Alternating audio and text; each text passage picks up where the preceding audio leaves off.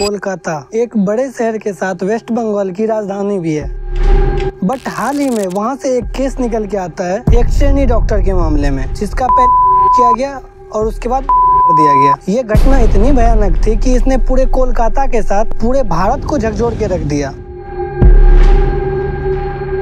लेकिन ये हेडलाइन तो सबको पता है। आइए मैं आपको इस हॉस्पिटल के अंदर लेके चलता हूँ और इस पूरी घटना को समझाता हूँ। लेकिन इससे पहले मुझे आरजी मेडिकल की हिस्ट्री को समझना होगा, जिससे हम इस केस को और बेहतर तरीके से समझ पाएं। आरजी मेडिकल कॉलेज एशिया का पहला प्राइवेट हॉस्पिटल था और इसकी स्थापना 1886 में की गई थी। इसके संस्थापक राधा गोविंद कर नाम के एक व्यक्ति थे। 1902 में ये मेडिकल कॉलेज बना और अब यहाँ पे ट्रेनिंग भी दी जाने लगी। 1916 में इसका नाम बेलगछिया मेडिकल कॉलेज कर दिया गया था, लेकिन इस कॉलेज को इसका प्रेजेंट नाम 12 मई 1948 को इसके संस्थापक के सम्मान में आरजी मेडिकल कॉलेज कर दिया गया। मई 1958 में इस कॉलेज को पूरी तरह से बंगाल गवर्नमेंट को दे दिया गया। इस कॉलेज में MBBS, पोस्ट ग्रेजुएट डिप्लोमा और इसके साथ ही साथ MS, MD, DM और MCH तक की डिग्री भी यह देता है। अब तक आप आरजी मेडिकल कॉलेज की हिस्ट्री को तो समझ ही गए होंगे। अब हम सीधे घटनास्थल पर पहुंचते हैं और इस पूरे इंसिडेंट को करीब से समझते हैं। दिन था 8 अगस्त का।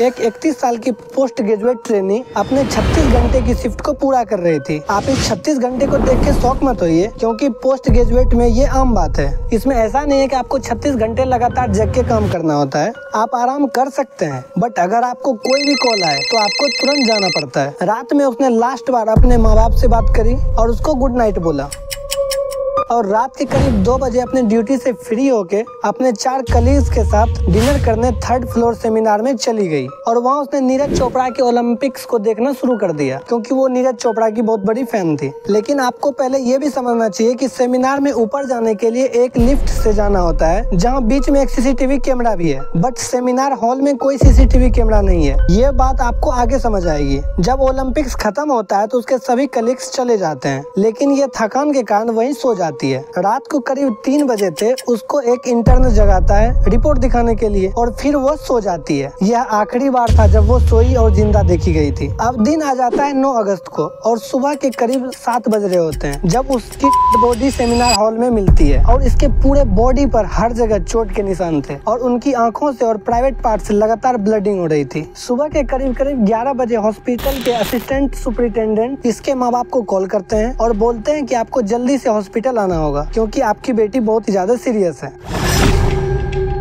और इसके 22 मिनट बाद वही असिस्टेंट सुपरिटेंडेंट फिर कॉल करता है और बताता है कि आपकी बेटी ने सुसाइड कर लिया। और इसके पेरेंट्स ने जैसा बताया कि जब ये लोग वहाँ पहुंचे तो इसको करीब 3 घंटे बाहर खड़े रखा गया और परमिशन भी मिली तो किस चीज की, बस एक फोटो लेने की, वो भी सिर्फ इसके पिता को। जब पिता ने अपनी बेटी को करीब से देखा तो वो पूरी तरह से हिल गए और उसने कहा कि मेरी बेटी का और हुआ है। और उसने साथ ही साथ ये भी कहा मेरी बेटी तो अब इस दुनिया में नहीं आ सकती, लेकिन अब हमको इंसाफ चाहिए। आपको ये जान के बहुत ज्यादा आश्चर्य होगा कि डॉक्टर संदीप घोष, जो इस मेडिकल कॉलेज के प्रिंसिपल थे, उसने इस घटना को का केस बनाने का कोशिश भी किया, लेकिन बाद में जब सारी रिपोर्ट सामने आई तो पब्लिक प्रेशर के कारण इसको रिजाइन करना पड़ा। इस घटना की जानकारी मिलने के बाद कोलकाता के कमिश्नर और हेल्थ सेक्रेटरी वहां पहुंचते हैं और इस घटना की छानबीन स्टार्ट कर देते हैं। और साथ ही ये भी खबर आती है कि वेस्ट बंगाल की chief minister Mamata Banerjee family से बात कर रही है और उसे न्याय दिलाने का भी वादा किया है। धीरे धीरे ये न्यूज आग की तरह पूरे देश में फैलती है और देश के सभी मेडिकल कॉलेज में प्रोटेस्ट स्टार्ट हो जाता है। 9 अगस्त को सुबह सबसे पहले टाटा पुलिस स्टेशन को इन्फॉर्म किया जाता है, जिसके अंदर ये आरजी मेडिकल कॉलेज आता है। उसके बाद उस थाना के ऑफिसर्स के साथ साथ एक फोरेंसिक टीम भी आती है और तब इस डेथ को सुसाइड से हटाकर इन नेचुरल डेथ की श्रेणी में रखा जाता है। लेकिन आपको एक बात और ध्यान देना चाहिए कि यह केस अभी तक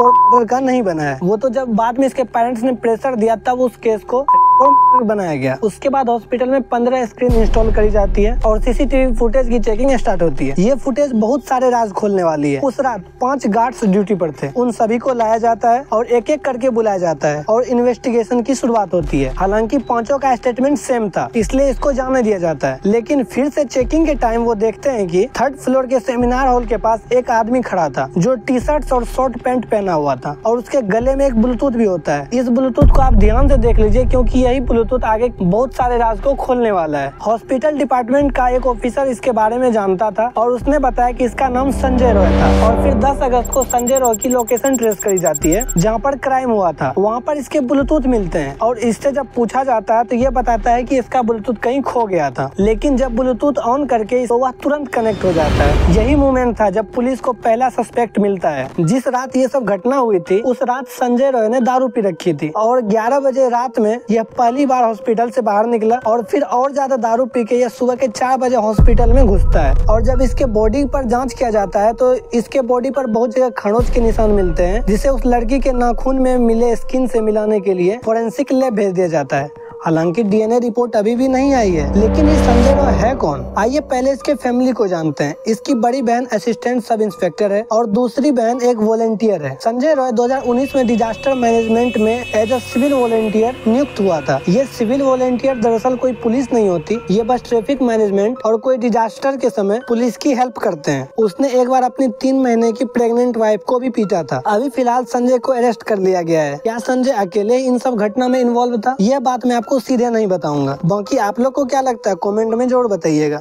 तो बस यहीं तक था ये केस स्टडी। वीडियो अगर पसंद आया तो एक लाइक और शेयर जरूर से कर दीजिए, जिससे कि इस घटना की पूरी डिटेल्स सभी को पता चल सके।